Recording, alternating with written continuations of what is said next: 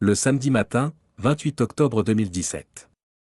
Dans la petite ville tranquille de Grès-la-Ville, en France, la jeune Alexia Daval se leva comme à son habitude. Elle avait 29 ans. Connue pour son amour du sport, surtout la course à pied. Ce matin-là, elle enfila ses vêtements de sport. Ses baskets. Et quitta calmement la maison, en disant à son mari, Jonathan Daval, qu'elle reviendrait rapidement pour le déjeuner. Mais elle ne revint jamais. Au fil des heures, l'inquiétude monta. Son mari tenta de l'appeler. Mais son téléphone était éteint. Alors, il alerta la police. Les recherches commencèrent immédiatement. Des centaines de bénévoles, pompiers et gendarmes fouillèrent les bois. Les chemins alentours. Rapidement, la disparition d'Alexia devint une affaire nationale. Les journaux et les chaînes parlèrent de « la joggeuse disparue ». Tout le monde se demandait où était passée cette jeune sportive. Était-elle kidnappée? Attaquée? 2 jours plus tard. Le 30 octobre. La nouvelle choquante arriva. Le corps d'Alexia fut retrouvé dans une forêt proche de la ville. Recouvert de branches. Et de feuilles mortes. L'autopsie révéla qu'elle avait été violemment frappée. Puis, étranglée à mort. La scène était tragique. Et le choc s'étendit dans toute la communauté française. Au début, la police enquêta dans plusieurs directions. Un criminel inconnu rôdant autour des femmes. Un tueur en série? Toutes les hypothèses étaient possibles. Mais, au fil de l'enquête, les soupçons se tournèrent vers une personne que personne n'aurait imaginée. Son mari, Jonathan Daval. En public, Jonathan apparaissait comme un mari dévasté. Pleurant devant les caméras. Lors de la marche blanche organisée en mémoire d'Alexia. Il se tint devant des milliers de personnes, tremblant. Et dit : Alexia était toute ma vie, elle était ma femme, ma moitié, mon oxygène. Ces mots firent pleurer l'Assemblée. Et toute la France compatit. Mais derrière les coulisses, les enquêteurs notaient autre chose.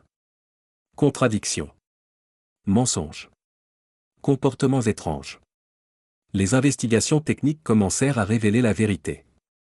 Les historiques d'ordinateurs et de téléphones montrèrent que Jonathan avait cherché le matin de la disparition de sa femme. Des itinéraires de jogging dans la forêt où le corps fut retrouvé. Ses empreintes furent retrouvées sur des objets liés à l'affaire. Et pire encore, son ADN fut retrouvé sous les ongles d'Alexia. Comme si elle s'était défendue avec force avant de mourir. Les preuves s'accumulèrent. Jusqu'au jour décisif. Le 29 janvier 2018. Après 3 mois d'enquête, Jonathan fut convoqué pour interrogatoire. Face à l'accumulation des preuves, il s'effondra. Et fit un aveu retentissant. C'était lui qui avait tué Alexia. Il déclara qu'il s'était disputé à la maison. Qu'il avait perdu son sang-froid. L'avait frappé. Puis, étranglé. Après avoir compris ce qu'il avait fait, il transporta le corps dans sa voiture. Et le jeta dans la forêt. Essayant de dissimuler son crime. L'impact de cet aveu fut un véritable séisme. Toute la France fut choquée. Le mari attentionné, apparaissant en larmes devant tous, était en réalité le meurtrier. L'affaire ne s'arrêta pas là. Pendant l'enquête et le procès, Jonathan tenta plusieurs fois de se dédouaner. À certains moments, il accusa la famille d'Alexia. Puis nia. Puis finit par avouer de nouveau. Mais toutes les preuves étaient contre lui.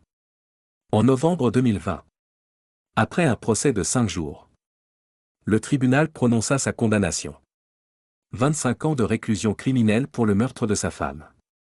Lors de l'énoncé du verdict, des pleurs remplirent la salle d'audience.